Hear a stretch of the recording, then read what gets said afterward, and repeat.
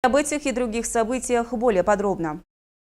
Общественный транспорт – нескончаемая тема для разговоров. Сколько раз к нам в редакцию обращались жители Кызыла с жалобами на пассажирский транспорт. В час пик сесть в маршрутку практически невозможно, сетуют они. А инспекторы ГИБДД, в свою очередь, часто рапортуют о нарушениях правил дорожного движения и пассажироперевозок водителями «Газели». Проблему отчасти смогли бы решить автобусы. И, как сообщили в городской мэрии, возможность приобрести пас на выгодных условиях у МУП Кызылгортранса сегодня есть. Подробнее в следующем сюжете. «Газели забиты, лихачат». Так отзываются пассажиры о маршрутных такси, но выбирать редко, когда приходится. С другой стороны, благодарны, делятся кызылчане, так как водители «Газели» подбирают всех и везде.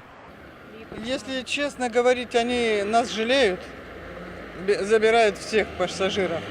Но мы ездим как селедки в бочке. Ну как? А шофера останавливаются. Когда только руку махнешь, они останавливаются, жалеют всегда.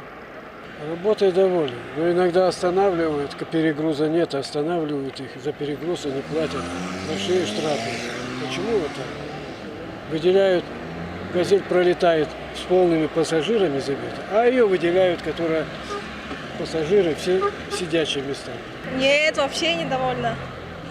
А почему?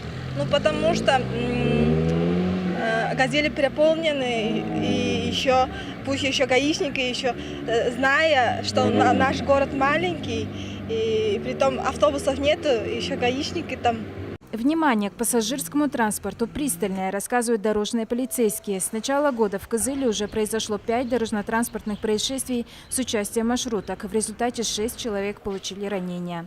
7 по 14 июля на территории города Кызыла проводится оперативно-профилактическое мероприятие «Маршрутка». Затем 7 по 21 июля также будет проведено оперативно-профилактическое мероприятие «Нелегальный перевозчик». В связи с этим хотелось бы обратиться к пассажироперевозчикам. Уважаемые перевозчики, пожалуйста, неукоснительно соблюдайте правила дорожного движения, не допускайте перегруза техники. Среди основных причин ДТП – нарушение правил маневрирования, очередности проезда перекрестков, а также неисправность транспортного средства. В МУП Кызылгортрансе высокий показатель изношенности пазов. Для обновления автопарка разрабатывается проект. Как рассказала исполняющая обязанности директора предприятия, они примут участие в целевой программе внедрения газомоторной техники с разделением на отдельные подпрограммы транспорту. В рамках программы предусмотрено более 10 миллиардов рублей на развитие транспортной системы на газомоторном топливе.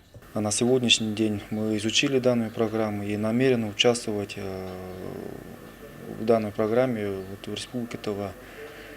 И пока запланировали внести заявку и участвовать в данной программе. Сейчас в Кызыле зарегистрированы 3 автостанции, где заправляют газом, поэтому с заправкой не возникнет проблем, поделился Айбек Ангар.